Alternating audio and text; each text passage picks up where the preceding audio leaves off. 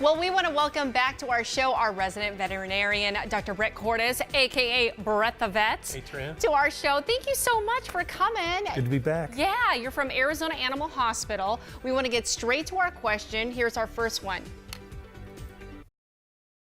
Hey, I'm Dan. I live here in Central Phoenix, and I want to know, I switched my cat to grain-free and why he's getting sick from it. Ooh, grain-free. Hey, Dan. Grain-free pet food for dogs or cats is a hot subject right now. Your cat's probably just getting sick because of the food, and simply try something different. Go with a limited ingredient diet. If that doesn't work, you probably have to have them seen. Hopefully that helps you out. Okay, let's take a Text Team 12 question. This viewer is from Bullhead, Arizona. What age should you start giving your senior, older cat, older food? I don't change. I think they can stay with a premium cat food for life. My cat, Ricky Bobby, or Bobby Ricky, likes just regular cat food. Oh, wow, from He's been on the Talladega show. Nights, huh? Yeah, Okay, yeah. but wait a minute. What about for dogs? Would you still do the same thing? You wouldn't give it mature dog food? I would, because it's really not about the type of food, it's about the caloric intake. They just don't need as much calories, otherwise they get big. So if you feed them a premium quality dog food and maybe some supplements based on their age and the type of conditions they might have, I'd probably start there. Very interesting. All right, here's our next question. My name is Lauren. I'm from Central Phoenix. That's my dog. She's a Great Dane, and a few years ago I lost a St. Bernard to stomach twisting over and bloating while we weren't home.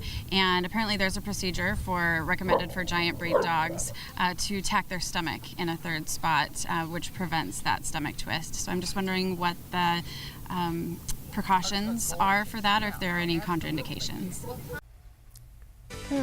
Sure, well, sorry to hear about your loss with the other dog.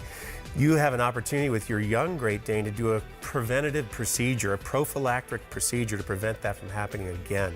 And we do it a lot when we spay them, so it's an opportunity to do two things at once. That being said, if you choose not to do the procedure, what we often do, we'll just make sure we feed them well before bed, and once they eat, restrict their activity before bedtime, so when they go to bed, they're not going to bloat and twist. So you can avoid that oftentimes, or you can do the surgery to prevent it going forward. Okay, this one is from our Text Team 12, and I actually got a couple of questions in regards to this. Whitney from Scottsdale says, our new rescue puppy eats poop. She is 6 months old. We've tried Tabasco sauce, which didn't work, and are now experimenting with meat tenderizer in both of our dogs' food. Any other suggestions on how to get her to stop eating poop? This is Arizona, so Tabasco sauce just means Tex-Mex, or something spicy. So for a 6-month-old dog, oftentimes it's a learned behavior, and they've oftentimes been neglected, whether they've been stuck in a kennel and forced to eat it because they don't like to go to the bathroom where they sleep. Yeah. And then it becomes a learned behavior, or maybe they were neglected and didn't get enough nutrition. Okay. So you have to really be diligent and on them directly, and keep a leash on them when you're at home and maybe outside, so when they go potty, you pick up on the need for them to go eat the stuff, and you give them a quick